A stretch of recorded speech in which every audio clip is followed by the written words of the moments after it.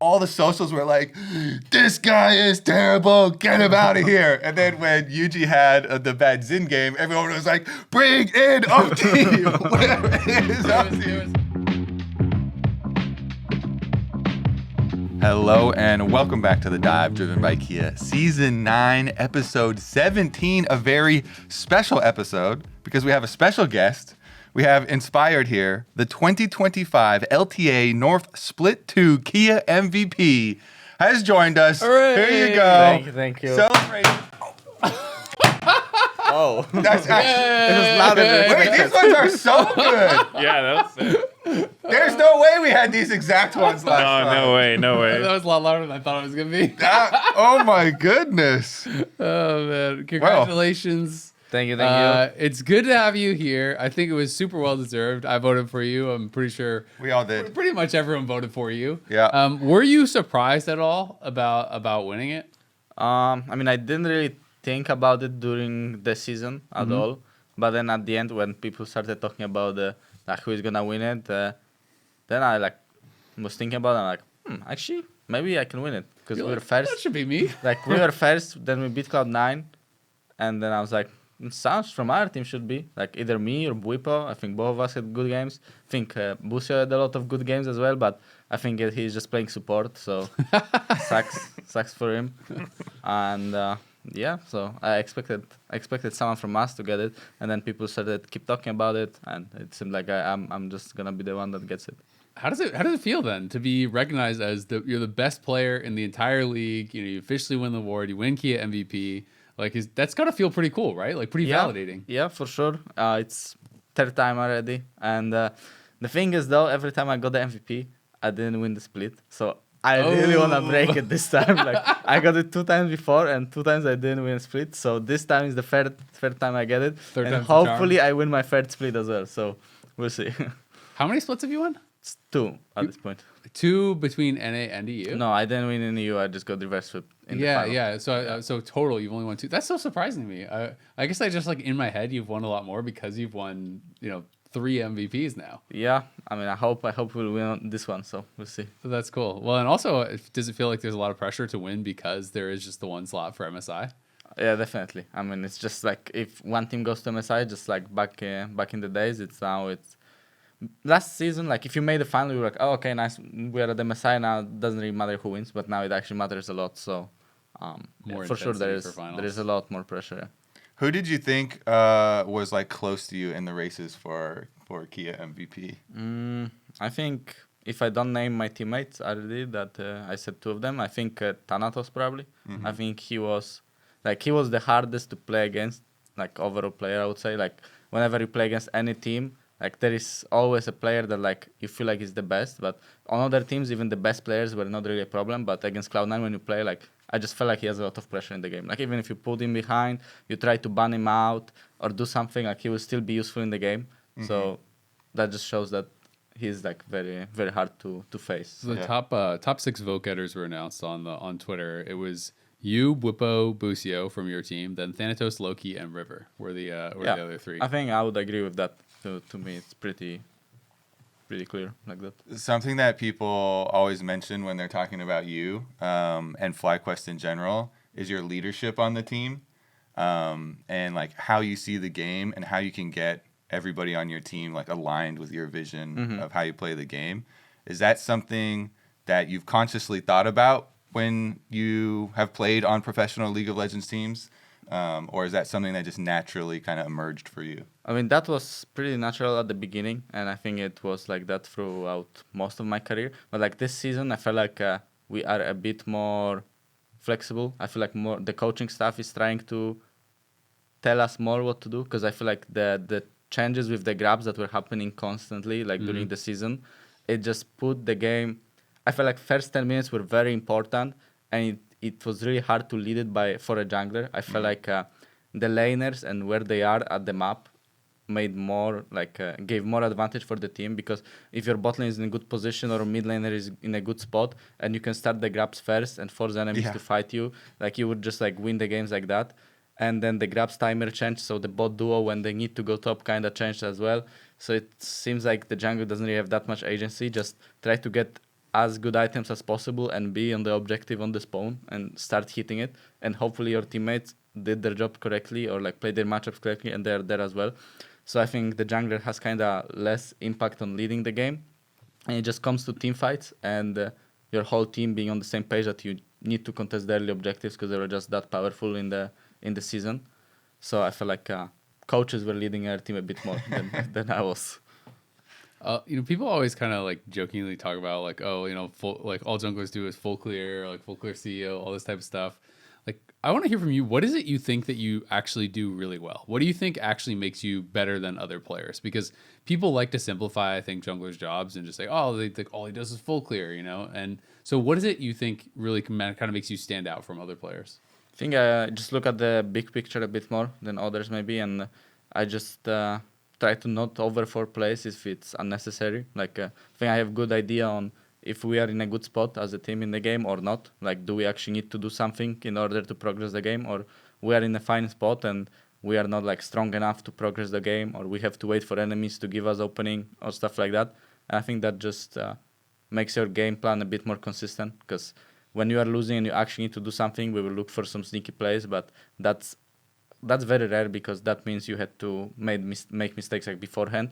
But I think we are just good at executing our champs, and I'm just good at knowing when I need to help someone and when I shouldn't be helping someone. And if someone is saying that we should overforce something, sometimes I'll be like, I don't think so. I think we can just chill out a bit more. And I think that's what a lot of teams don't do. Like, when they hear the call, they are just all committed to that, even if it's bad. And for us, sometimes we are just a bit more flexible with that.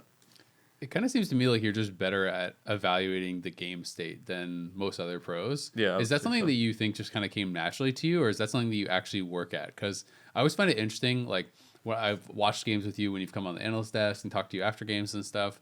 And sometimes when I'll be talking to pros afterwards, like they feel like they're down 10K in gold and it was like almost even, or they feel like they were in a horrible spot, but they were ahead and things like this. Mm-hmm. Is it something that you actually work on to be able to like evaluate game state, or is that just kind of came naturally to you? I think at this point it just came from experience. Like you played with certain champs so many times, and you know that if they have items that are gonna be good in the game, like those champs are gonna just get outscaled. Like when the game gets to 2 items, our team will be stronger or will be easier to play, or like we can't give too much gold for this person because it's gonna be hard for us to play. And I think it just came with experience playing a lot of games. You were just talking about being, creative and your choices a little bit ago, and it made me think of your international play, because to me, one of my favorite series of all time was you guys versus Gen G, and how far you pushed them and how creative you were. I want to hear about like your international experiences. What's the international experience, first of all, that stands out most to you, if it even is that one? And does your threshold for like the creative or sneaky plays that you want to go for, or sneaky strategies, just go way up, like if you're playing Gen G? I mean, it was for sure our strategies were very, like, we wanted to cheese them. Like, I think before we played them like 2 days or something, I think Quad came to the room and said, maybe we should play Seraphine me. And I'm like, oh, he's already scared of Joby. But then we were like thinking about it, why and where would we pick it? Because we played a lot of Seraphine support, so we might like flex it to me, and they might not expect it. And then we ended up doing that. And then also, like, we knew that they like to blind Silas because they've been doing it at Worlds. Like, a lot of Asian teams were doing that. And we were thinking, like, that can't be that legal. So, and Quad liked to play Zeri. We already played Zeri a lot. So, just try to play Zeri mid against Silas. Maybe they will, like, not really snowball the game and we'll be in the fine spot. And that's kind of what happened.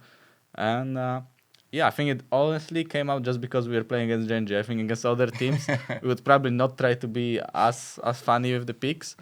But when it comes to international like games, I mean, that one was for sure the biggest achievement. But the most entertaining for me, the one that I played, I think was the Plains against Mad Lions. Because that was everyone thought it was gonna be a very close series, and we kind of won really easily 3-0 against them. And that was pretty fun, and Jojo made it even more entertaining. So it was a really entertaining series, that one. That was a good one.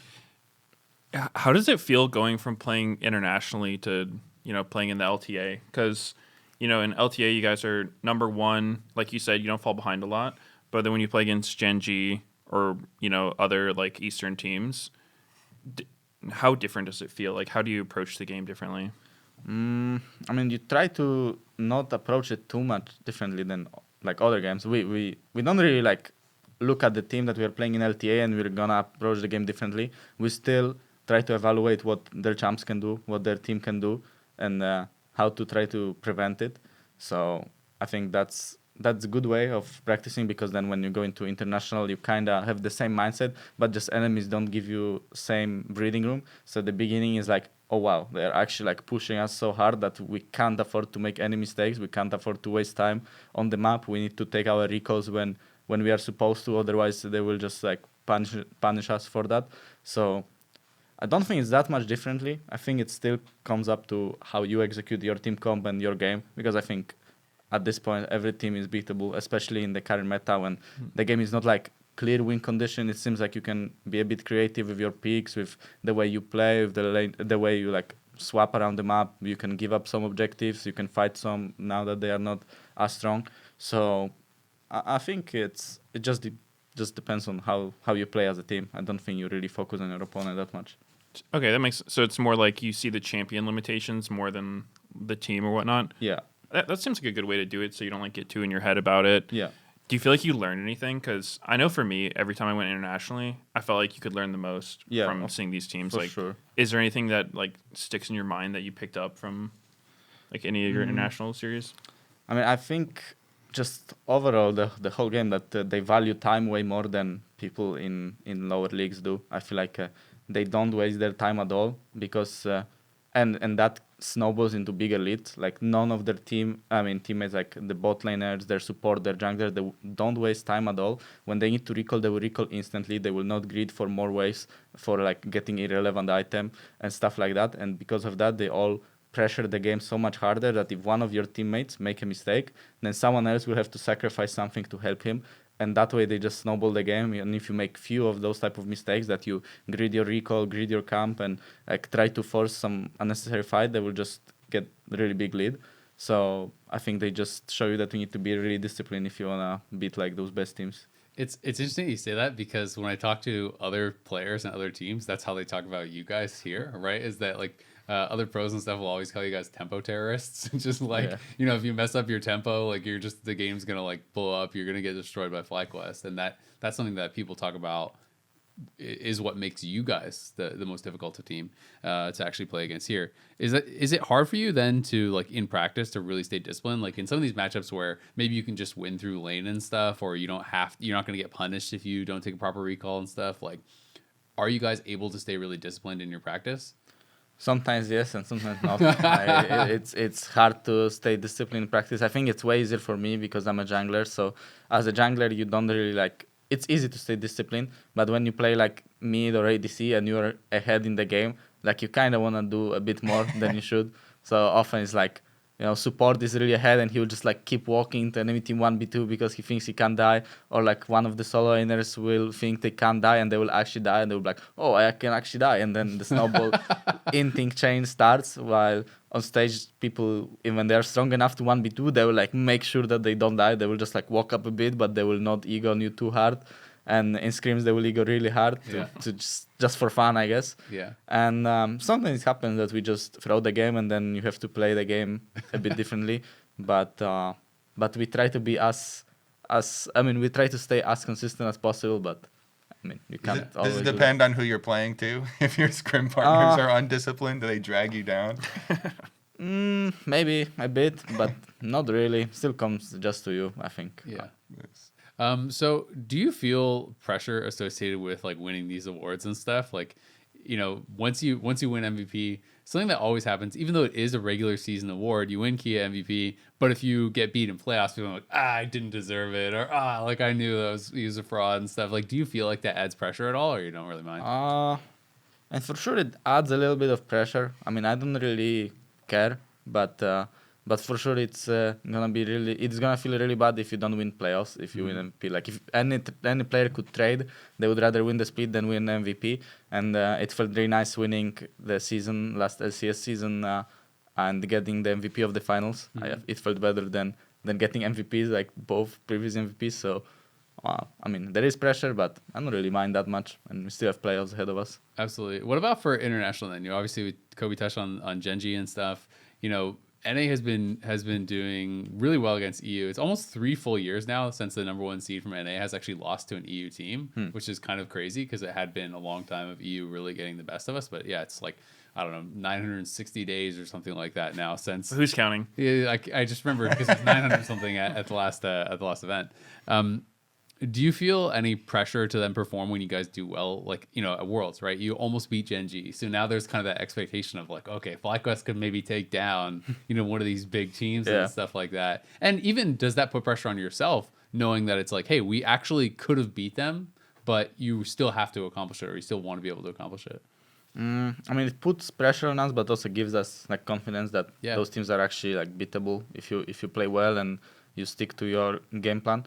But overall, I don't really know about the EU, and I think like did any team play against G2 or how was it happening? Because I only remember Fnatic getting all the time like stomped by Team Liquid on cooldown. Energy obviously beat G2 and Oh, stuff. that and was that's kind of like what started the chain. Oh, that started the chain. Energy started it. It's been a while since so it was the year before that I guess was the last time I think an EU number or like any EU. Yeah, team I don't know why is team. that, because to me EU seems like a more competitive league that I would think should like practice harder together, and then they should be better at the international. But NA has like those 4 top teams that are better than the opposition, and they like practice in between each other.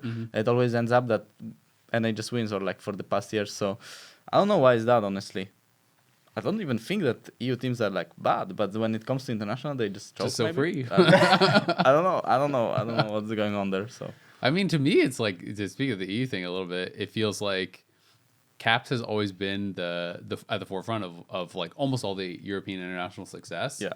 And I don't think he has looked as dominant over the last couple of years as he did in the past, right? And it doesn't feel like people have really come up to kind of like surpass him either, though. Obviously, KC has Vladdy, and there's like some new players that are kind of coming up and pushing things. But to me, that's been kind of it. Is it's like they've been looking for this next coming of Caps to be able to kind of get that success again. I think Caps was just really 1v9, and I think the game just evolved a bit. It's hard to carry the game as hard as he did. Like I think the people he played against were way weaker. Like in both in EU, LEC, and at Worlds as well. I feel like 2018-19, the like let's say top laners, bot laners of any enemy teams were not as good as they are nowadays. Nowadays, I feel like it's really hard to 1v9 the game because all 10 players in the game are like very good. So you can't really make a difference on your own. The game became more of a team game rather than it used to be. I feel like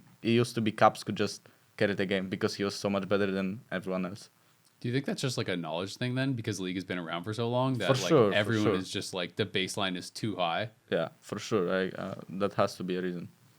G2 is one of the teams that already qualified for MSI. Yeah. Have you watched their recent games? Yeah, I did watch how they won against Jojo pretty easily. I knew he's not gonna beat Caps. We beat KC? He did beat KC.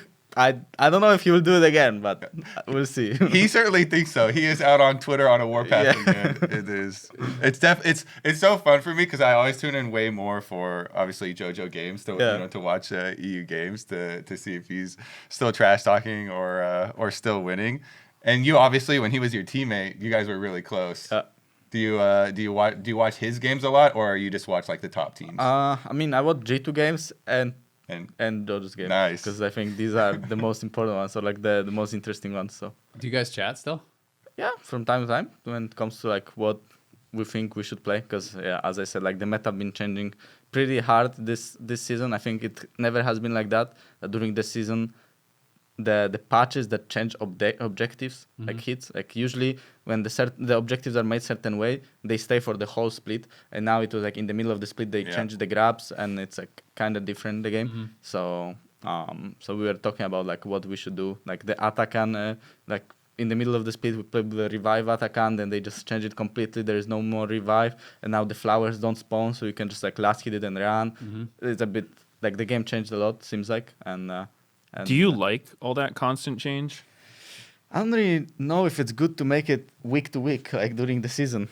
It's a bit weird during the season, but I think it keeps the game more entertaining, maybe to watch. So I think it's a good change overall. It's just for us, we have to get used to it and like learn fast. So Yeah, actually, I was curious your opinion on it because there's like, I guess, two schools of thought with that. Do you think, as the number one team, it's better for you that the game changes a lot, or is it better for like a lower tier team because, with a lot of change there could be variance, or do you think just like the top teams have a better understanding of the game so they'll adapt to the changes faster too? I think it should be better for teams that can learn quickly. I think we are a team that learns really quickly. I think like creative teams like Cloud9, I think they also can pick up the changes really fast. I think Team Liquid doesn't really pick up changes that fast, and I think they don't really learn the champions that quickly. So I think those type of changes are not that great for them. And for bottom teams, I would have to like evaluate a bit more, like look at the teams one per one. But I think it's just good for the teams that are like flexible and just play a lot of different champs and played a lot of different metas before. I think then it's really good. But if you are like a bottom team that tries to learn the game and then the game completely shifts, I think it's not good then. Makes sense. Do you watch any LPL or LCK? Yeah, I do. How do you feel about LPL versus LCK right now? Because obviously, like TS flamed out at first stand, and now I know a lot of people are thinking, well, like HLE Genji just looks so good. Yeah. Like, is it back to like old school Korean dominance where like Korea is just way better than LPL again? I mean, I would say so. I think Korean teams just play way more consistently. I feel like when I watch LCK games, LPL games, sometimes I don't understand why they are doing certain things. Like they just pick as strong fighting champs as possible, and they will just fight for everything. Like they will just fight the first Drake, fight the grabs, fight the Herald. They will The just whole League of 100 Thieves. yes, they will just fight everything, and they are just all really good mechanically. And they will just fight. Sometimes they do crazy dives for no reason that I don't understand, and they just want to trade sums and trade kills, looks like, to make the next team fight easier. So they'll just like fight all the time. While SCK is more like you see these 5 champs and these 5 champs, and you can kind of think how the game is gonna go, and they're just gonna execute it like that. So I think in theory, when it comes to Worlds, it should be way better for SCK teams if they don't get like surprised by the playstyle of LPL. But I think at this point they are used to it, so they probably know how to how to stay calm and just not give too many like weird angles, and like how to expect what LPL team can do. So I think SCK teams should be better. Cool. Well, it just got announced the LTA Championship is going to Texas. It's going to be on September 27th, 28th. The top 3 teams of LTA are going to clash at Credit Union of Texas Event Center for the 2025 LTA Championship driven by Kia. You'll probably be there. Top 3 teams, Hopefully. there's a good chance. Have you ever been to Texas? Yeah, we won our BG. first title with Oh, BG.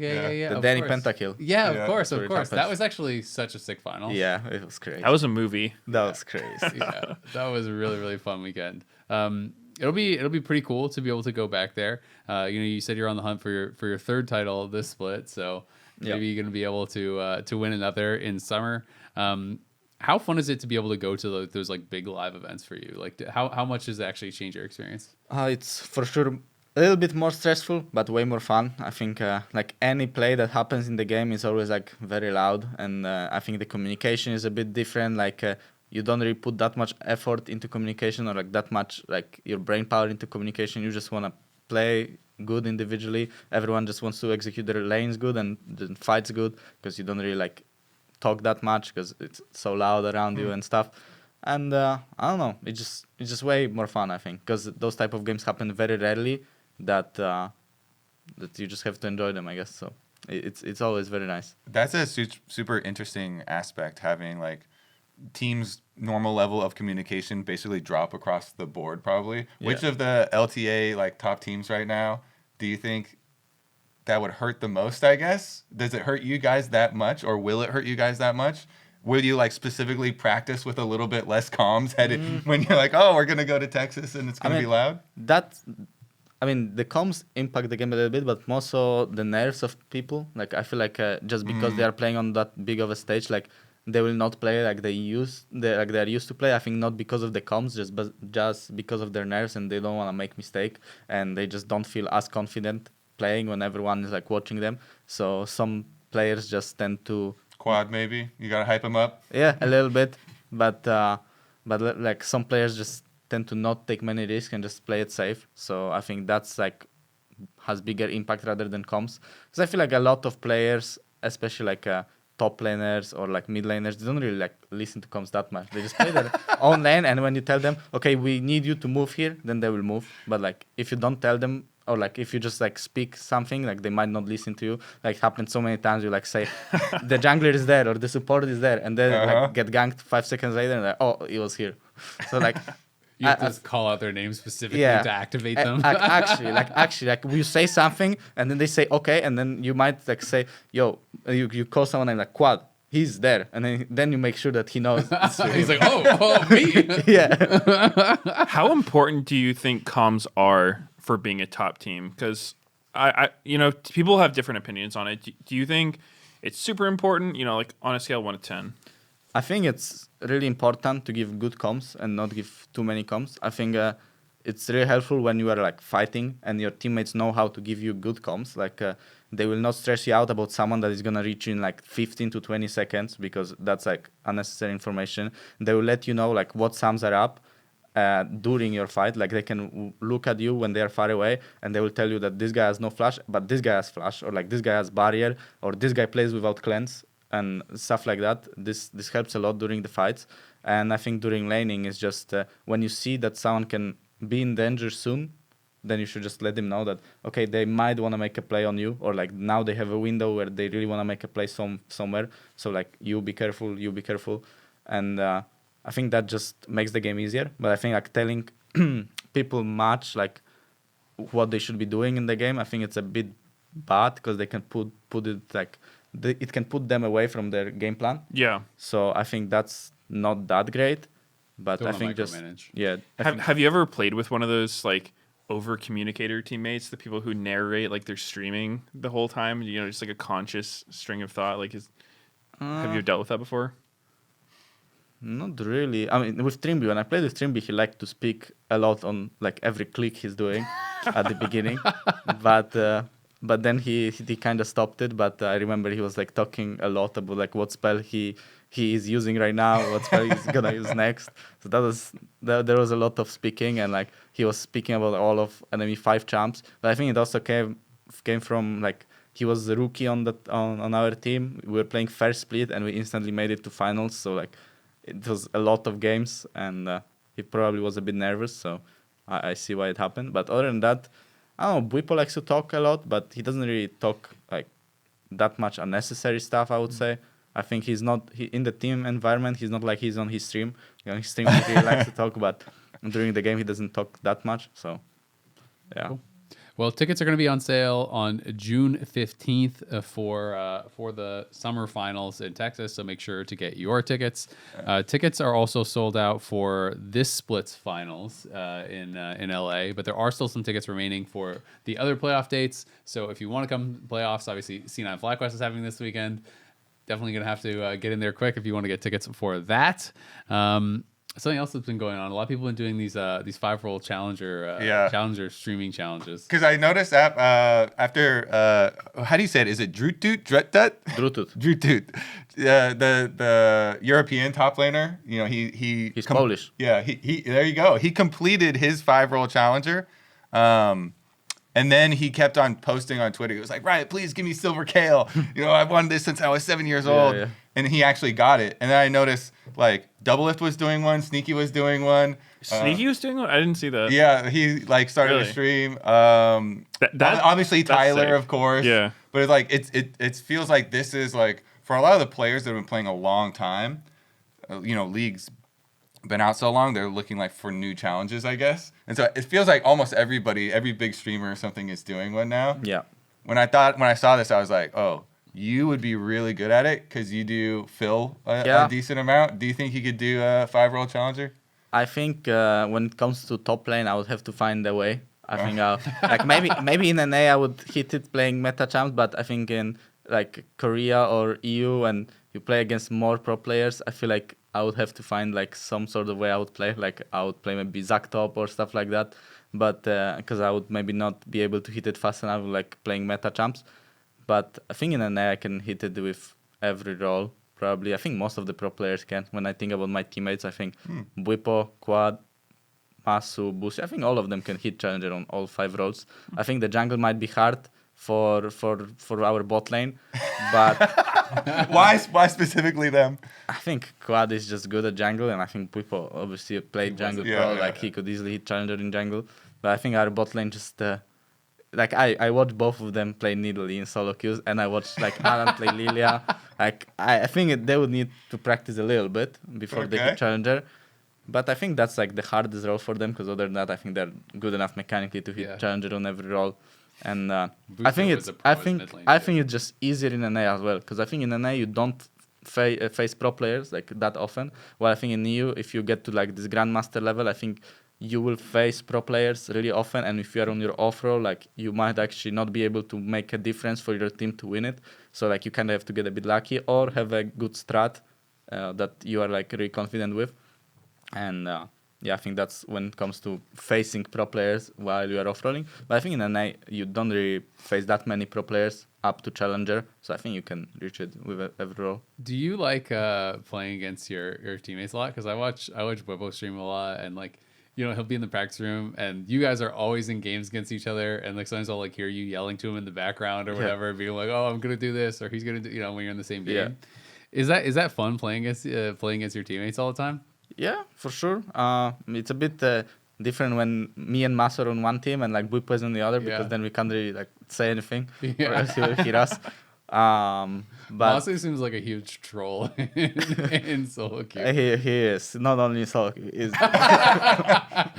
I mean, it feels the best when I take Masu's LP. Like I don't really care about Quad's LP or like Quad's LP or Bwipo's LP. Like I don't really mind. But taking Masu's LP is the most satisfying. Why? I don't know. It's just hard to say. Delicious LP. It's just delicious LP. And I think taking Alan's LP is the hardest, because support is so OP and he always gaps enemy support in solo queue like every game. And as a jungler, like it's impossible to play when your support is gapped. Like you have to like hope that enemies make some mistakes. So taking Alan's LP is for sure the hardest. Do you like screwing over your teammates at all? Because one of the things that I always find really funny is 100% of the time, if Busio is on the other team from Bwipo, he's ganking Bwipo top like every single game. He's ganking top every game, no matter what. Like when he plays against me, he's in my jungle level 3 because he's always pushing. So like, I think he just knows how to win in solo queue. Like he just looks at the enemy team and who he needs to camp in order to win, and he will just do it. It just cracks me up though, because like he could be playing Janna and he's still like roaming top on Bwipo and he's just in the bush with the tornado when Bwipo goes in, and you could just see like it's a little bit tilting, right? And Bwipo's just tilting. Like, Soup cup, you know. Like, but I remember I was watching the stream one day, and it was like 5 games in a row he was on the other team, and like 5 games in a row he's just ganking Bwipo top over and over. Also Bwipo is pretty easy to gank because he's all the time trying to pressure, and like even though his teammates are like doing nothing because it's solo queue, like he will still try to pressure. So if you really want the kill, like you can just Do you is it like one of the things I always found when I played, you know, WoW Arena and stuff, like if I would play against my teammates, it almost felt like a little bit of an ego battle, because you want your teammates to think you're good, right? Like, do you feel like you have to like try hard a little bit more or anything when your teammates are on the other team? For sure, I think so. Yeah, for sure. And you also want to take the reload. So like, at the end of the day, you want to be higher reload than them. So that's really important. Yeah, cool. Did you want to talk about Chronicler too? I mean, we had some more news. One of our fellow casters, one of our good friends, Chronicler, put out a tweet that he is going to be leaving at the end of the year. He casts LCK. He is a very good caster and a very good friend, so it's definitely... we have already talked to him, and so we knew this news was coming, but I was kind of sad. Do you listen to casters? You said you watch LCK and LPL and stuff. Are you one of the ones that usually watches on mute, or do you actually listen? Honestly, when I watch it live, I watch it with casters. Sometimes when I just like find the VOD of something because I want to check something out, Yeah. I will not really listen because you just like skip through and just Yeah. check what happened. But when I listen live, I always listen with casters because it's like it's weird to listen to game without casters. Yeah, it's kind it of is. like boring. So for sure. Yeah, no, it'll be sad for him to go for sure. I mean, he said he just misses his family and everything, and that's something that I think a lot of people in pro gaming can relate to. Like he just wants to move back home. Do you find it hard living in NA at all? Yeah, I have the same feelings as he does. I think it's obviously hard being so far away from home. Yeah, I guess it would be easier if you lived in Berlin, but it's like I assume that would still be pretty far away from. Yeah, but your Berlin, family. you are on the same time zone, so it's like not really that big of a difference. And if Yeah. you want, you can just take a plane 1 hour. And Yeah, it's yeah. chill. And here, you know that you're like so far away. So, Yeah, but you have to deal with it. I guess that's the choice of being pro player. Yeah, I mean, I think that's something that people don't always really think about too, and it's like something I always think about when players get like our imports and come to a region and stuff, like how much that can change and stuff. Especially, I always feel like when people aren't strong in English coming Yeah. here, that seems like even harder because then it's not like you can just like go around and do whatever you want if you can't speak the language well and stuff too. Like for a lot of the Korean pros who come Yeah. over, especially when they're really young.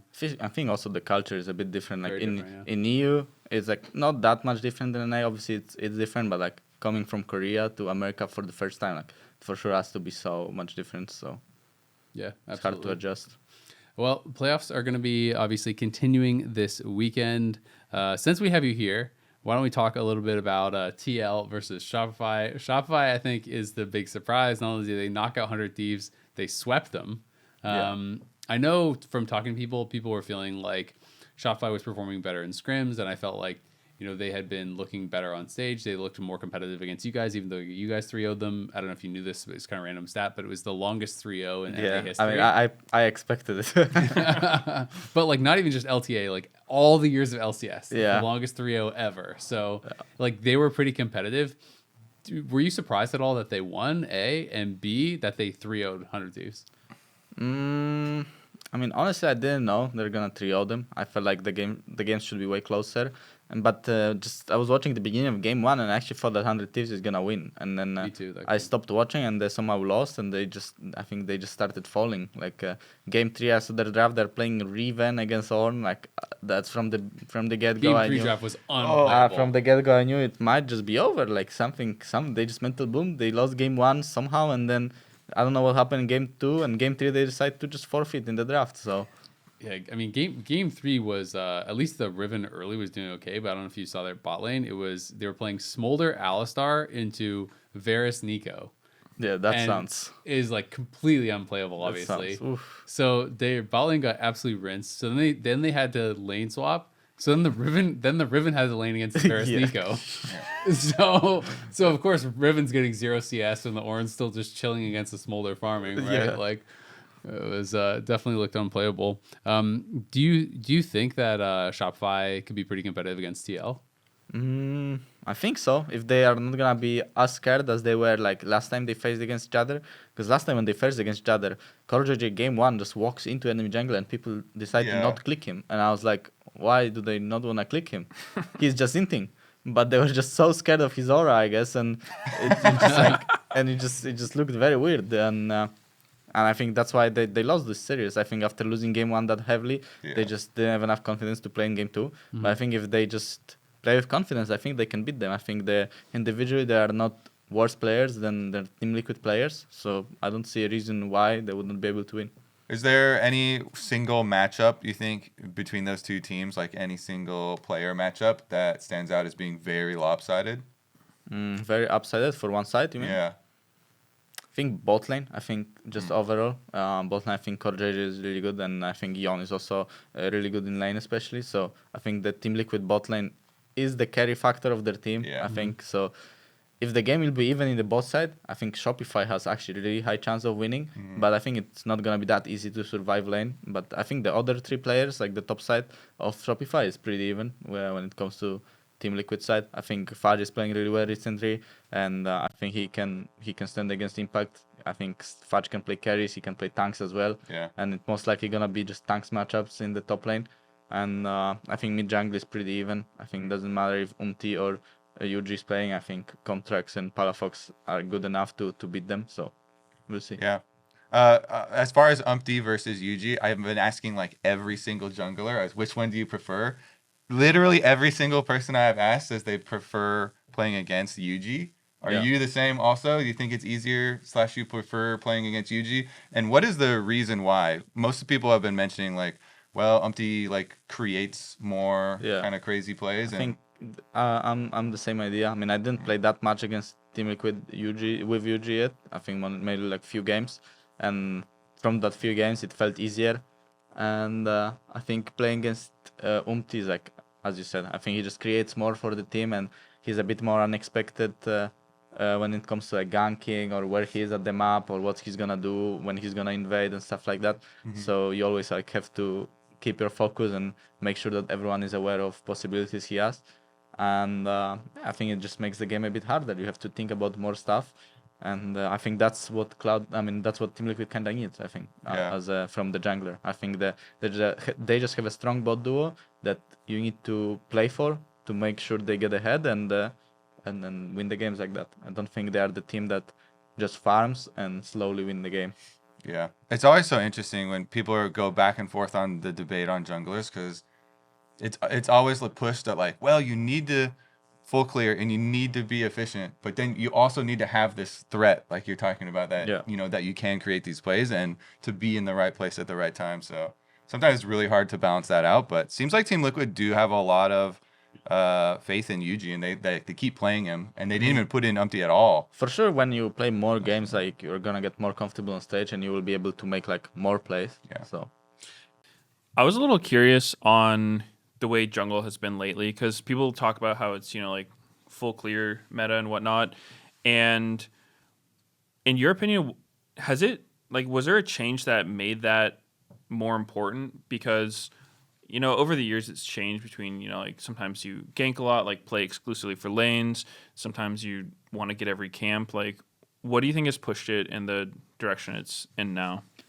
I think at the beginning of the season, it was very important that you are a stronger team to contest grabs. And usually, in order to be the stronger team, you just needed you could be level 5 or level 6 as a jungler compared to enemy jungler being one level down because he did something on the map. And then on top of that, you might just have a better items because you just farmed a bit more, and then the guy didn't really get a kill, so like he doesn't really have better items. So like the ganking was just very risky because if the guy didn't get a kill, like he has to give you the grabs, and if you give the first grabs, the guys get level 6 first. He can invade your buff, or he can just be stronger in the game, get his item faster, and then you can't really contest the second grabs either. But now I think that the objective early game is just Drake. And you can kind of afford to give grabs because they are not as OP anymore. They spawn at 8 minutes, so they don't give you that level 6 power spike anymore. And they are just not that oppressive at hitting towers. And I think how the jungle XP works, like even if you fall behind, you can still recover. So I think now the early ganking and like being a bit more creative early is actually doable. Like if you wanna like do 3 camps and try to like go behind or like flash over some wall and be really crazy and do some gank or like flash on enemy laner and trade flashes, and I think that way you are just not gonna fall behind. Even if you fall a little bit behind, the worst that can happen is like you lose one Drake. That doesn't really matter because your laners are gonna get ahead and then you will contest second or third one. So I think just because objectives are not like a key factor of winning the game, I think now you can actually try to be more creative as a jungler. So now I think it's just good mix of both, and I think you can play however you like playing. So Cool. I feel like it's way more interesting to watch too, honestly, because I felt like when there was double grubs and dragon spawning at the same time, Yeah. like the game was just feeling like at a pro level, it's just so scripted. There's so many objective. All you can do is power farm, go to objective, power farm, go to objective, power farm, go to objective, and it's like it became kind of very samey to me. Watching every game felt like, all right, well, I already know exactly what they're going to do, so it's just going to be like who team fights or who setups better. Like there's not going to be much variance.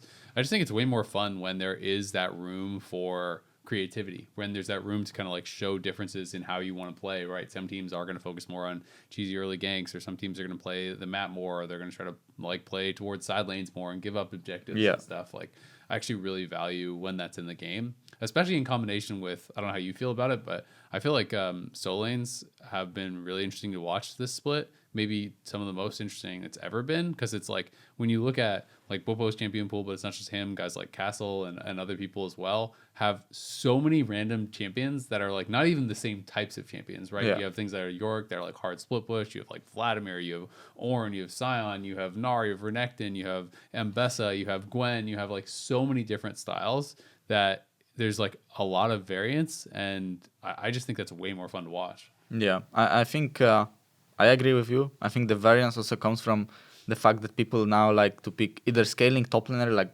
Gwen and just pick like a strong bot duo, or they pick like a counter pick to those champs like Vladimir is like counter to Gwen. Yep. The Yorick got changed completely during the season and became like actual viable champ, and is really good in pro because like it's a champ that is not really risking himself when he's trading. He can just like farm the minions and then E someone, and that's a trade pattern that like is really hard to punish. Like you can't really do much against him, and he's always like reliable in the game.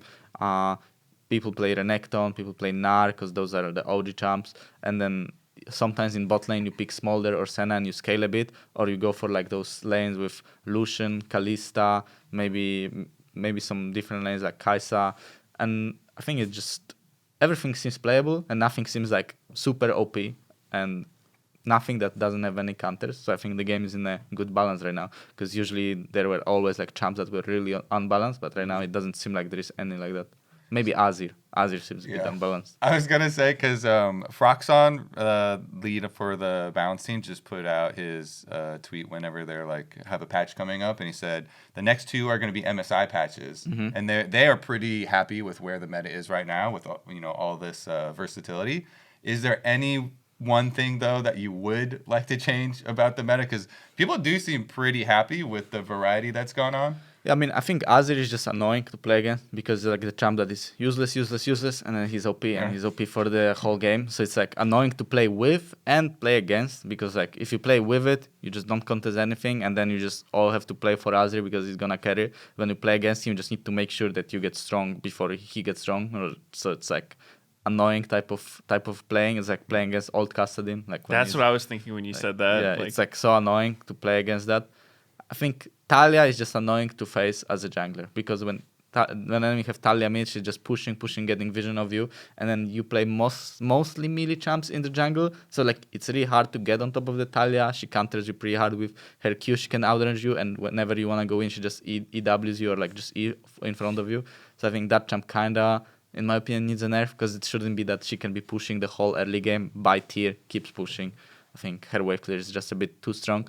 But other than that, I don't really see any champs that are like super annoying to face. Mm-hmm. That's good. It was really interesting too this last weekend. Did you see the Annie game that Palfox played? Did you watch that game? He played Annie against us. What do you mean against 100 Thieves? Sorry, against it was against 100 Thieves, because he had these 2 games now. It was like the Xerath game that they won into his ear, and then he also had this Annie game, which was that also into his ear. And both games he was down like 100. I think by the end of this he was down like 140 CS or something like that. The Xerath game was something similar. Fasting Annie. And both games they won, right? Yeah. Like, and so it's kind of funny. Because it's like, I know in the Xerath game he felt like, oh, he just couldn't go to side lane because he would just get picked off. There was Nocturne and stuff, and he ended up kind of like performing his role. But it just feels like wrong to me that someone could be down over 100 CS and still win. And so I feel like I'm having trouble getting a read on how I feel about Palafox right now, because I felt like he was performing really poorly in a lot of the games earlier in the split. He has had some better games, like obviously got his pentakill in the final game when he won. I thought he played very well in that Victor game against Quid. But still, it's like going down like 140 CS and then winning. It's like, I feel like you should not be able to get away with that against a better team. I don't know if it's just me that's feeling that. I think you are feeling right. Yeah. It just seems crazy, right? Like he's to be able to be that far down. But yeah, no, it's been weird watching him, I feel like, because I don't know if we've seen anyone else be that far down individually. Like, as far as CS, obviously Bobo had that like 7K Renekton game where he was up, which was ridiculous, but that was kind of a pretty different situation. Yeah, I was gonna say some top lane can get really crazy, especially like with lane swaps and stuff sometimes. But yeah, and it's still in this game that they still ended up winning. It's like, okay, Fudge was really good on Yorick, and B-Boy I think had his best game all year long actually on the Lucian. he was playing. Yeah, he played well. He was playing Lucian super aggressively and kept on getting chunks. And so then they only ended up really needing the Annie to like throw a big stun, to like throw a stun. And so, that's how they won that one. And then the Xerath one, obviously still got to use his range and stuff. Yeah. So it's kind of interesting how both of those ones happened. And how they were both versus Azir. Yeah. I mean, the thing about Azir that you can pick anything you want against him, kind of. Like, you just know that you will not stop him from scaling, but you can pick whatever you want. If you want any to help your team to have engage or, like, strong burst, you can pick any. If you want to pick Xerath to have Xerath later in your comp, you can pick Xerath. I think you can pick whatever you want against Azir, but you need to know that if the Azir player is good, like, he will get to the point where he's actually going to be really scary. So maybe they just said that enemy millionaire is not going to carry with Azir, just pick me any, and that's what ended up happening. So I guess he was right. What do you guys? How did you guys feel about B-Boy? Because I know he won Player of the Series. I wasn't I was a little bit surprised by that. I thought the Senna game, he was getting a lot of credit because like by the end he got strong, but I felt like it was kind I of voted for Fudge. Yeah, it just kind of felt like more of a product of the game because he didn't actually have that many souls. And then there was one team fight where I can't remember who it was that it was Sniper. Sniper was playing Gwen that first game. And Senna got to like 6 items, is in this position to carry, has GA, all this stuff. Then, literally walked in melee range of the Gwen to try to kill the enemy AD, lost GA, died again. They ended up still winning it. And people were kind of hyping up the Senna, but I felt like he was kind of trolling that game. That was like, it felt like the only way he could actually lose, and he kind of did it. But I don't know. It's last year he was getting a ton of credit, and I feel like this year people are a lot kind of. I said his Lucian game was very. His Lucian game was really good. Game was good. Yeah. I don't know. I was watching his Senna game, and I wasn't a huge fan of what he was doing for a lot of it. It's funny because if you look at his score, it looks like he hard carried this game. Yeah. But watching him, he was getting no souls. And his soul count was really low. And a lot of the mid-game fights, too, it felt like he was just playing overly like passive and scared. I actually thought Palafox kind of hard carried this game, team fighting on Rise, which is super rare.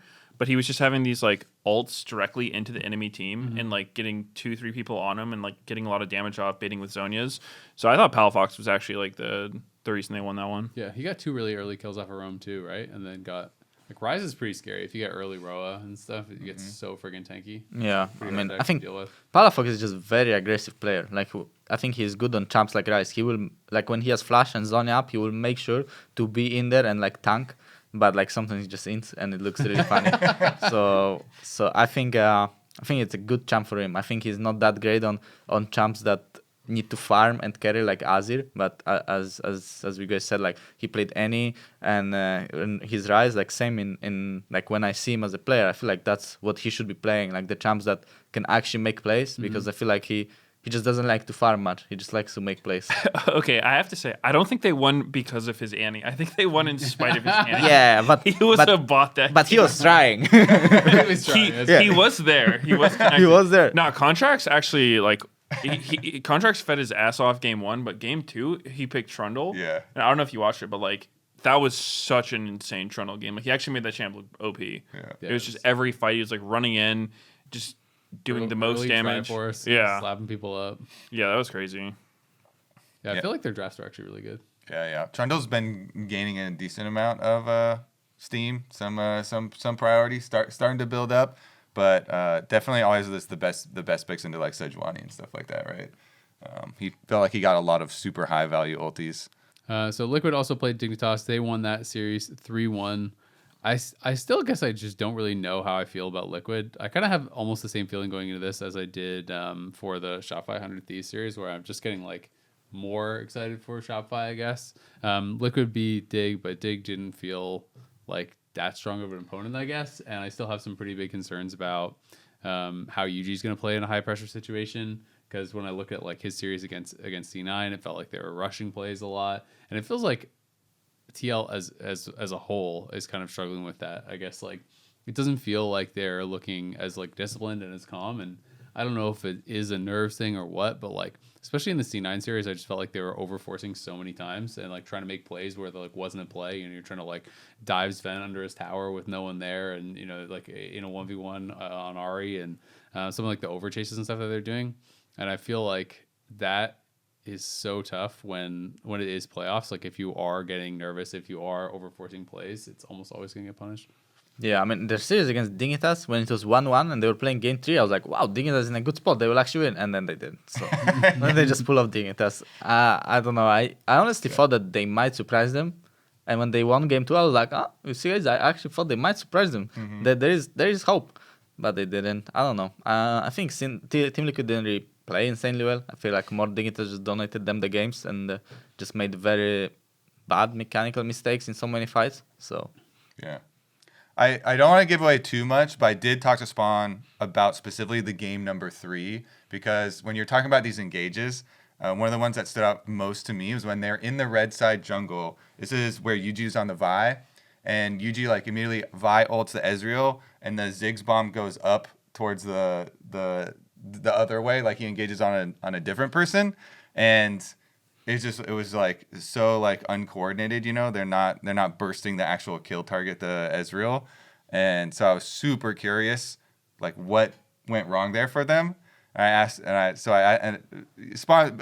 There's a lot to it, but it wasn't Yuji's fault. So it was APA's fault. You're like, I'm not gonna say that much, but APA sucks ass. well, there's like layers to like, you know, how they wanted to play that, and like and you know there is stuff that they have practice. Yeah. And it's like because sometimes when you see stuff on screen, you're like, oh, I want to listen on the comms, or I want to, you know, like know what was the build up, or what's like the thinking and strategy and all the lead up to these types of invades. And a lot of times people will blame the jungler for the engage. I mean, people that engage, like he's the support, the jungler, he's inting. Yeah, exactly. Yeah. But like Spawn was like, one thing he thinks that he liked that Yuji does is like not hesitate and go for quick engages. So you know, there's something to it. Obviously, some of the plays, especially on the Xin Zhao game, I thought like it did look like Yuji was like feeling really pressured or nervous or something. The dragon when it's still like 4 or 5k HP, yeah, team isn't there yet. Yeah. Stuff. So yeah, they're still working on some stuff for sure, but it does seem like they have confidence in him. Also, that game 4 draft was actually really interesting. Where Dignitas did the thing that I've been kind of waiting for more teams to do, where you get later in Fearless, and it's been a player that doesn't have that many picks. Like, so Impact's kind of known as having a smaller pool, right? And I don't know if you saw game 4, but game 4 going into it, they banned Yorick, Poppy, Shen, Jax, and then all 6 top lane champs were already gone, and then they took away Gnar, and Impact played Silas top, yeah. And so I feel like, especially in a game 5, it's kind of potentially can be really good. I know everyone, like, anytime you ask a pro, like, oh, like, you know, would you be okay in that situation? Or like, what can you play? I could play everything, you know, but people can't actually play everything, right? Like, there's some players are going to be stronger on certain types of champs. Let's be honest. And that's something that I've been wanting to see more of in Fearless. Like, do you think that is a strong strategy when you get to a game 4, you get to a game 5? Because especially with flex picks, in a game 5, there could be, there's obviously like already 8 champs gone, but there could be like 10 or 12 if some are flexing to other roles. And then you can like 4-ban a role and like take a champ early and stuff. And now all of a sudden it's like, okay, what's your 15th or 16th best top laner? Yeah. I mean, I think that's for sure a good strat. I think if you find one person on any team that doesn't have that many champs, and I think it should work well against Team Liquid, I think it's a good strat. And when we were screaming Dignitas, they were like, game 1 of best of 5, they just pick Ziggs 1-2. I was like, oh, they're gonna do it against Team Liquid, but they didn't do it for some reason. But I think that could be a decent strat, like pick Ziggs something, and pick like one more mid laner of IPA pool, and like play all of them in game 1. Talia game 1. Or like, and that's then that combo. And then game 3, I mean, it's not even that bad. You pick like AD jungle, like Jace for 30, and like some bruiser jungle. I think it's a decent comp, and they could maybe try doing something like that. And then game 2 or 3, you just ban out like 3 mid laners, and I think that could maybe be interesting. But I think they decided to just target Impact a bit more in that game 4. Then maybe they just changed their approach. They didn't want to do that for APA. They just rather do it for Impact. I think it's a good strat. Did you see the game that people did this against Baus, where like game 1 they literally picked 5 of his champs and just like entered the draft, and they're like, now all your champs are gone. I was wondering about that. Like, is it worth just having a completely grief draft just for the long term? Fearless. Probably only if you're like certain this person cannot play anything else. Yeah, but I think that their draft was not even that bad in that game. They just like they did like Sion jungle. I mean, Sion top, Gragas jungle. I don't know what else, but like they did like actual champs in actual roles, and I think they had even the game plan. They late invaded with Sion to dive bot lane, like the Sion strat. So I think that was like a really good prep cool. to do. Like if they win that game, what do you do as an enemy team? Like your top laner lost 5 champs and he lost the game. Like that's not looking good now. Yeah, and it's, of course, if you're in that league, you are always looking at Los Ratones, and you are always like, all right, what do we do to take this team down? They're the Gen G of the NLC. Yeah. Yeah, it's definitely funny. So what do you guys think for predictions? Shopify versus TL. Hard. Yeah. I don't know, man. Score. Who wants that? We've only gotten one game 4 out of 5 best of 5s in LTA North. Because we had our finals of 3-0. We're working our way up, okay? We've had 3 3-0s out of 4 of this. We're slow starters. We need some 5-game series. But I doubted Shopify last time, and they showed up. So I'll go with Shopify. nice. How many games? I'll say 5. 3-2. 5. I don't know. It's weird because like my head says Team Liquid should win, but the more I'm watching Shopify, the more I'm like, but are they just looking better than TL? I mean, TL when they played them obviously did beat them. There was like the weird Poppy invade thing and all this stuff, but Yeah. I don't know. I feel like Fudge is playing really really well. I think Contracts has been pretty solid. I think their bot lane is pretty solid.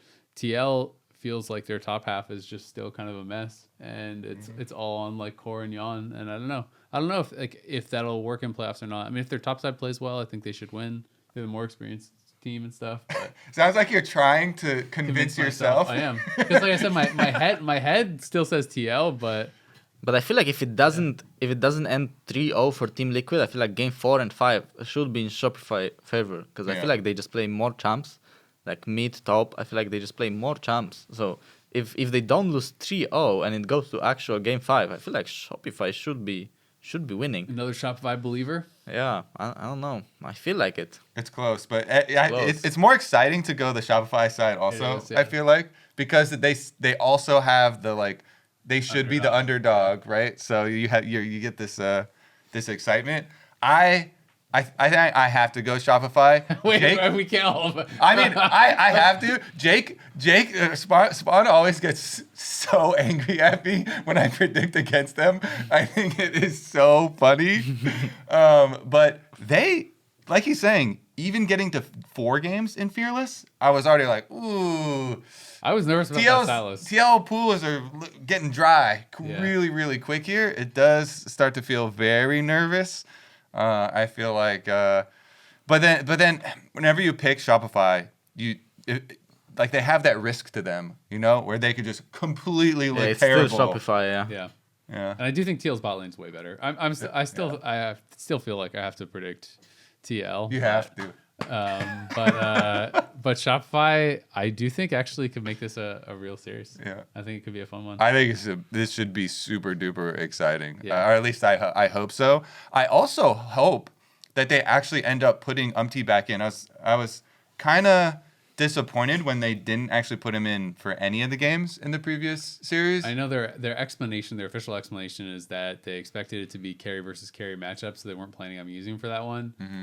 I'm just going to go ahead and say I don't buy the 6-man thing. I think they just want Yuji to be the main player, and that's clearly what they're going to go with. Unless Yuji's playing horrible, then Umti's going to get subbed in. Otherwise, I think it's just going to be Yuji playing. I don't know how you feel, Inspired, but I don't actually feel like there's much of an advantage to having a 6-man for Fearless, because their whole like public pitch, whether or not this is the reality or not, is that, oh, well, Yuji's going to play all the carries, but then when Umti comes in, he'll just play the tanks.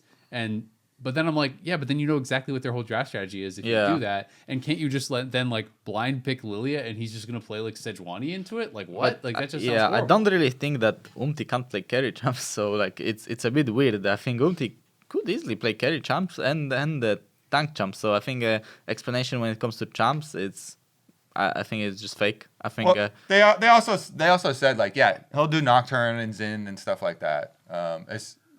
Well, APA was like, oh, he'll play like the Maokai and the Sejuani and the, you know, Yeah, but that's like, it's not like Yuji goes on stage and picks Nidalee 1-2 or Listen. So like, I think both of them have very similar champion pools. I think the only carry champs you have, or like carry champs, is like Pantheon or Rosin Zhao that just deal 80 damage, and the others are just more tanky, but I think it doesn't really change that much how you should play them.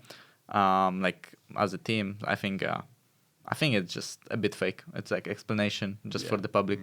That's how I feel too. I mean, I just think it's like they're just not happy with Umti's performance. They think Yuji's going to be better with time, and so you're getting in. And there's nothing wrong with that. It's a professional game, right? Like, if you think someone's going to make your team better, you bring in the new player, right? Like that's just how it goes. It's kind of funny because it feels like public perception or public opinion now is kind of swinging back in Umti's favor. He's And I'm like, guy. I think people feel bad. I'm like, this is classic jungle hate. Like everyone just hates whatever jungler you're using. They're like, Umti's Except for the Kia MVP. Yeah, exactly. But it was like when Umti was playing, it felt like all the socials were like, "This guy is terrible. Get him out of here." And then when Yuji had the bad Xin game, everyone was like, "Bring in Umti." Whatever it is, There was fans who signs too from literally from game one. Yeah. Like, bring back Umti. Yeah. Like, Everyone where's hates Umti? junglers. And I was like, "Oh, they just hate us all." That's funny. Well, I gotta say thank you so much for coming on Inspire. Congratulations again. You are the 2025 Split 2 Kia MVP. Thank you. Very, very well deserved. Thank Your you. third MVP overall.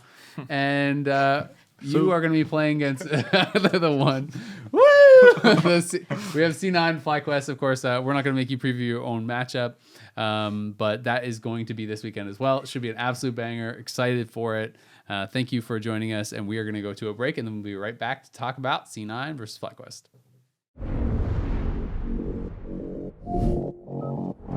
Ready, set, go!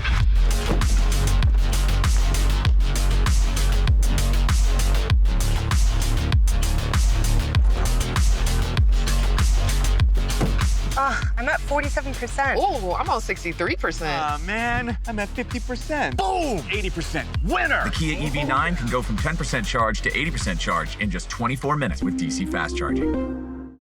Welcome back to The Dive, driven by Kia. And remember, Riot is partnering with Regal Cinemas to bring finals watch parties to select theaters around the country. Attending fans will get free swag and some skin codes. So go to regmovies.com/live-events to get tickets. We'll drop that link in the description. And you can check that out if you are not going to be in the LA area to attend here. There's also some tickets still remaining for playoffs. So if you want to come see C9 Fly or Shopify TL this weekend, I think there are still a few tickets available for those. So we'll see a lot of you there this weekend. And Inspired obviously was on earlier to talk about the other match, but when you're now going to talk about FlyQuest versus C9. Good. Now that he's gone, we can all predict against him. Is that? I'm just kidding. There you go. I think FlyQuest, after kind of dealing with Cloud9, stomping Cloud9, putting Cloud9 in the trash bin In the best of three, they absolutely super last clapped time them. around. Yeah. I feel like it is still probably going to be really, like, people are of the opinion it's really going to be FlyQuest favored.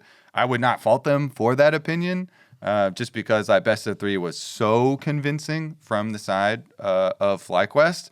And then it's like, since then, okay, yeah, Cloud9 did get their 3-0 versus Team Liquid, but TL has also been looking weaker, and even Spawn himself in their coach interview previous to this week was like, yeah, we're not good enough to win the league right now. You know, we're happy to be in the lower bracket, and they feel like they have to like build themselves up and improve. So if I feel like this preview for like the rematch for FlyQuest Cloud9 has to be from the lens of like, how are Cloud9 going to make this one so much more different from the previous matchup? Because they have to.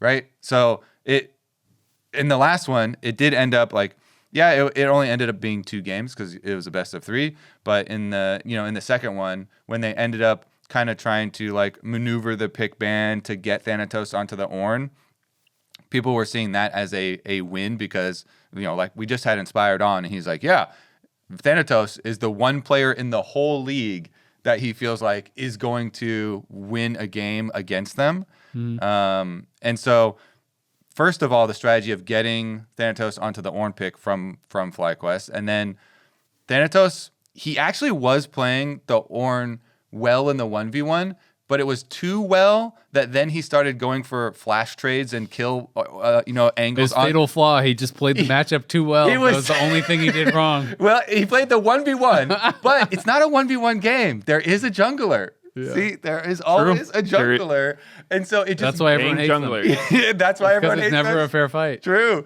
It's actually logical. Just let the honorable Orin beat the Renekton in peace. It's actually logical because he then ended up making himself so easy for Bwipo and Inspired to kill. Yeah. And that was I believe he was playing Pantheon for Inspired, and it was just like, boom, kills him, boom, goes back. Oh, he's got the ult too. Yeah. And it's just like the classic like top laner thing where you're like, man, why is he here now? That's me. I feel that. I think anyone who's ever played probably League in general, but top lane for sure knows that. It's just like you die to a gank and you just don't care anymore. It's like, if I die again, it's not much worse. It's jungle diff, no problem. Yeah, I mean it's a jungle diff then. Yeah, if I get level 3, it's jungle diff. That's all I'm saying. Yeah. But it's interesting, right? Like obviously FlyQuest did absolutely slap them last time they played, but I don't feel like C9 played to their level that day. I do think that FlyQuest should be favored. Literally every single pro you talk to will tell you that FlyQuest is the best team in the league right now. If you guys watched pros, they had them predicting it, and every single person is predicting Cloud9. There were. Excuse me. I was nodding. You had me because I was like nodding along. I was like, he's going to say Fly. I meant to say against Cloud9. It was like 3-1, 3-1, but then they're like, oh, it could even maybe be a sweep. And then he was like, oh, well, since I was going to say 3-1, but since everyone's saying 3-1, I'm going to say it's 3-0. So pretty much everyone was on the side of FlyQuest. And yeah, every single pro I've talked to is just like, FlyQuest is the bar right now. They're the best team. They play tempo the best. They play the map the best. They're the hardest team to beat. But I don't expect it to look like the last series. I think that was a complete aberration. Like I don't think that it's a fluke. Yeah, I don't. I mean, I don't think it's a fluke that FlyQuest won, but I do think it's a fluke that it looked like that. I think that Cloud9 played way below their level, and in Split 1, Cloud9 won a best of 3 against them. They obviously won the one tiebreaker game in positioning phase against them as well. They clearly are capable of beating them, and that was one of the most one-sided best of 3s like ever. So it's not like you can expect that again. Yeah. I love Meteos' mischievous smile when he inputs the fluke angle for Cloud. Yeah, I'm kind of in the same boat. I don't know. FlyQuest does look really good, but again, I don't know, man. Like we've seen teams look really good one week and then not look good the next week. So I think it's gonna. I mean, it has to be much closer than the last series. Like there's no way. It has to be. I mean, it would be an actual speedrun record if it wasn't. Like that last one was just so messed up. So I don't know. I think most people, when you like after a series like that, I think the psychological advantage is in C9's favor, right? Because it's wait. What? You're gonna have to give. When you get absolutely slammed. Okay. Yes, because you're rematching. You're rematching the team that lost, especially like I don't think. It's one thing if it's like first versus 8th place team. I'm not going to be like, 8th place team's got an advantage here. But it's like these teams are close. I'm sure they take games off each other all the time in scrims. And so C9 is like pissed about it. They're like super hungry. They're going to be trying extra hard. And FlyQuest, it's going to be hard not to be a little bit complacent because you just stomped them so hard. So I feel like just the natural forces are going to like try to move it back toward equilibrium. They're due for a win versus FlyQuest. Yeah, exactly. Mercury's in retrograde, so Cloud9. yeah, it's real. I see what you're saying. Yeah, I think it's Like going to be a lot closer. Factor, yeah, the motivation, and that's how it always is. It's like, you see teams on winning streaks. It's like no one's sitting there actively being complacent, but it's just like you don't have that same hunger. Yeah, and fire and whatever you want to call it. FlyQuest has lost their passion. I don't know if I'd go that far, but it's just like... No, you'd go that far. Okay, yeah, I guess I'll go that far. It's hard because, you can't make it up. You can't fake it, right? Yeah. It's like you try your best to be disciplined, and I'm sure they are. It sounds like, from what Inspired was saying, like they are pretty disciplined, but it's just, hard to replicate that same drive up. Because, like, you don't have that pain of losing. It's been so long since you last felt that that it's like a distant memory Yeah. as opposed to the team that like just got burned. You need to feel pain to know you're still alive. There you go. Yeah. Exactly. It is interesting because they both had a week off, right? Because they both won their first week matchup. So last week they didn't play. So they have known that this is their opponent for a while. So both these teams are going to be ultra prep. They had like 2 full weeks of only practicing and preparing for this one opponent. So I think it is going to be really interesting to see what the drafts are like. If that is still, because most people I talk to are all just like, yeah, Cloud9's good, but they're very standard. You know what they're going to do. You know what you're going to get. So it'll be interesting to see if they buck that trend at all and try to get a little bit creative and try to throw some curveballs in draft, or if they are going to play. Inspire did call Cloud9 a creative team when he was talking about. I know. I earlier. thought that was really interesting. Too. I did too. I was going to Everyone's mention calling them just the meta Yeah. team now. Exactly. And even when I talked to Blabber about it, he said, they're a standard team, and he said FlyQuest is a team that learns really fast. They're like, really good on new patches and whatnot. So I thought it was interesting to hear him kind of credit C9 with a similar thing that people say about them. Yeah, I mean, I didn't know if he meant it as like creative in picks or just like creative in the way that they play the game or like engage angles. I wasn't really sure, but I do think it's interesting. And yeah, I think it should be a lot closer. Cloud9 obviously gonna be really motivated, but I know when I predicted before the last best of 3, I was feeling more like, okay, maybe Cloud9 could do this. But I remember talking about before they had the best of 3 against each other, saying how even then, when I had more faith, I think in the C9 side, I felt like if it were a best of 5, I would favor FlyQuest more, because I feel like their champion pools, like if it is a close series, if it is a really good series, and we go game 4, game 5, I just feel like FlyQuest is always going to have more tricks in the bag, so to speak, and more different things that they can go towards. And I am a little bit worried for Cloud9 as far as that goes, as far as is Thanatos going to be as comfortable as Bwipo, 12 champions deep on top lane? And maybe he will really have a lot of stuff that I'm just not thinking of. But I do think that's a big concern, because I know Inspired and Bwipo and these guys are going to have those champions that they're going to be really, really comfortable with. And I'm less confident for Loki and Thanatos, who don't have as much experience in Pro haven't played for years and years and years and years, where they've built up like that kind of repertoire. So that's been one of my concerns, and that remains one of my concerns for C9. Well, one of the things I was going to bring up as being really important this time around too, that needs to be different from the last time, is even in game number 1, FlyQuest just rinsed them in draft. Remember, it was a really creative, like they had early Rumble pick, and then they flexed the Rumble down to support, and they picked Bwipo's counter pick Volibear into the Ambessa, and then they had the Nefiri plus Annie mid jungle, which is so good for these like explosive fights. And they prepped a level 1 on top of this draft with the swap, where they level 1 invaded, and so Inspired got this big lead already, like engineered onto the Nefiri, and then he had a really big carry, Nefiri game.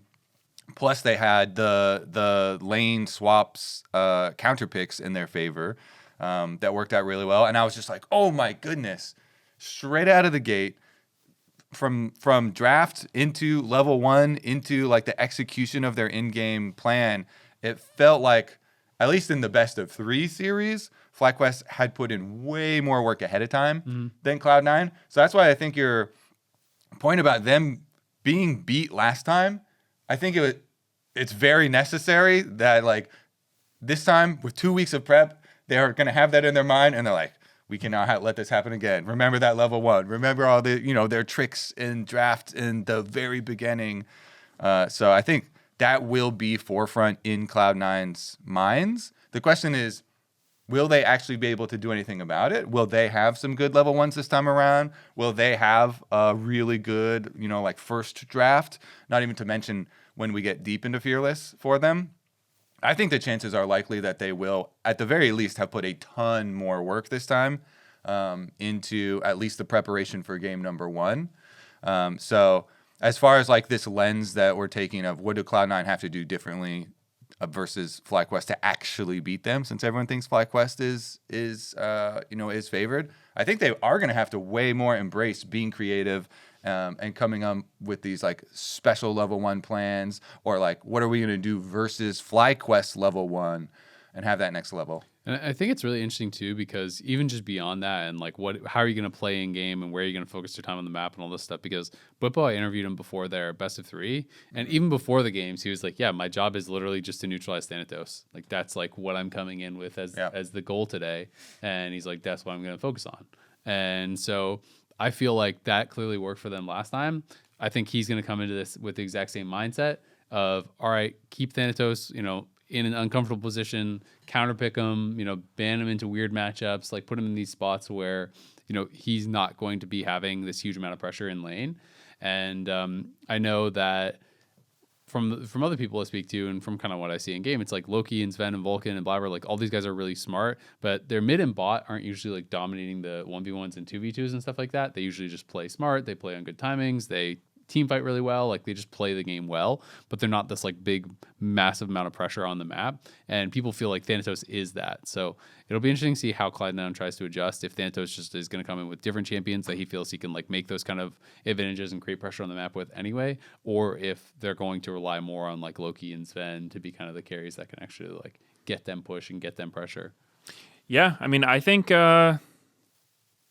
I was predicting, it feels weird to not predict FlyQuest because they've looked so good, obviously. But I don't know. I think I would go with C9. Just obviously being part of C9, I'm just super biased. But also, I feel like when we saw FlyQuest after Bwipo got his like Player of the Week against Shopify that one week, they looked a lot worse than normal, and I feel like FlyQuest right now they're riding too high. I think they're gonna lack that fire. You're feeling the crash. Yeah, I think they're due for a loss because they got like all first team Kia All Pro, like 5 people, and Spire just got MVP. They beat Cloud9, like they're riding way too high.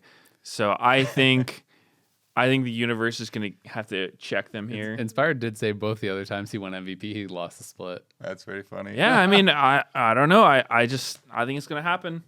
That's totally fair to feel the upset. I'm going to still go FlyQuest for sure. I think that. How bold of you. I think they'll be able to keep it under wraps, and like it's just that so. Especially because only one team goes to MSI. It's actually like, this is your big competitor. Yeah, there's a lot of pressure, you're saying. Yeah. So that'll keep them focused. Yeah. Like they won't get complacent. I would think so. Because if you're like, oh, we just have to get top 2 to get to MSI, Yeah. I feel like both these teams would be very confident.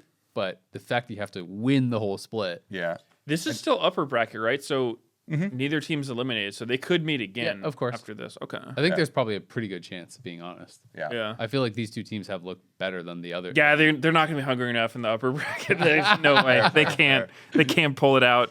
Cloud9 are starving though. Yeah, I don't. It's just because also with it being a best of 5 this time around, like you're saying, there's also more. If Cloud9, I'm going to credit Cloud9 and say that they are going to have at least one really good, like hard prepped, big change this time around. And so I do think it's going to go. I'm going to go 5 games. I think that even seeing that, because it is a best of 5, FlyQuest will be able to drop that game to whatever Cloud9 came up with, and then still be able to recover in the series overall using Fearless and going deeper. Just because so many players also always still credit FlyQuest with kind of like actually both of you have mentioned with being able to adapt very quickly, whether it is to a new patch, whether it is within a best of 5 to like changing win conditions or playing very different strategies. Mm-hmm. They've been able to execute, split push. They've been able to execute straight up team fight. So I do think it's just really hard to predict against them in a full best of 5, plus with the evidence of the previous best of 3 that they had. But for Cloud9, since we're taking this lens of like the underdog and how can they do it, I think they do need to play into making Inspired feel more uncomfortable, like playing off of Blabber's strength of wanting to do a lot of skirmishes.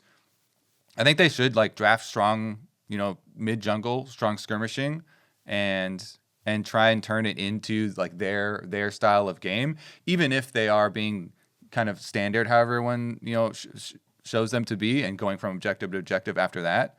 If they draft in that favor to that strength, maybe that is their road to actually winning the best of 5 versus FlyQuest. And I also don't think we should be like too overreactive to the one best of 3. Yeah, FlyQuest slam them. Yeah, like I think that FlyQuest is favored, but I don't think it's some like massive thing. And I mean, if you want to look at the last best of 5s that they played, FlyQuest is actually a lot closer, I felt like, to losing to Shopify than C9 was to TL. I felt like that was a more one-sided series, right? Yeah. So I do think that it should be a pretty close series. I'm still gonna like believe that, even though the last best of 3, I think, obviously was an absolute stomp. I just feel like C9 played really poorly that day and got super gapped in draft, and I don't feel like I agree, huge fluke. I don't feel like you can expect both those to happen. Huge fluke. But I'm still on FlyQuest side. I am praying for like, please give us the 5-game banger. It would just be so much fun to watch both these teams really performing their best and actually get our first 5-game fearless draft. So some more fuel for these arguments, though, is we go back. That was 2 games in Cloud9's favor, of course. They won the best of 3. But then also the single game in this split, Cloud9 won. So that's already 1 game back in their favor. And then the previous time they played back in split 1, 2-1. Cloud9 also won. So it's 3-3 on the year. Perfect. We're dead even. It's literally 50-50. Has to go 5 games. Guaranteed. Has to be a banger There you go. weekend for LTA. Perfect. It's guaranteed. And it's going to be really exciting. I'm looking forward to this weekend. I do think we are going to be, fingers crossed, into the competitive matchups. Please no more 3-0s. I think both series could go 5. Like this weekend, I think is definitely going to be our best weekend. This is going to be the weekend for sure, guys. For sure this time. But thank you for watching the dive driven by Kia. Thanks again to Inspire for joining us earlier, and congratulations to him for winning the Kia MVP award. Remember, if you're watching us on YouTube, hit that subscribe button so you don't miss an episode of the dive. You can also check us out on Spotify, Apple Podcasts, and everywhere else. The LTA returns Saturday, June 7th at 1 p.m. PST as FlyQuest takes on Cloud9 for the American Final. See you there. You're like a higher pitched Captain Flowers. That was good. I go lower pitch.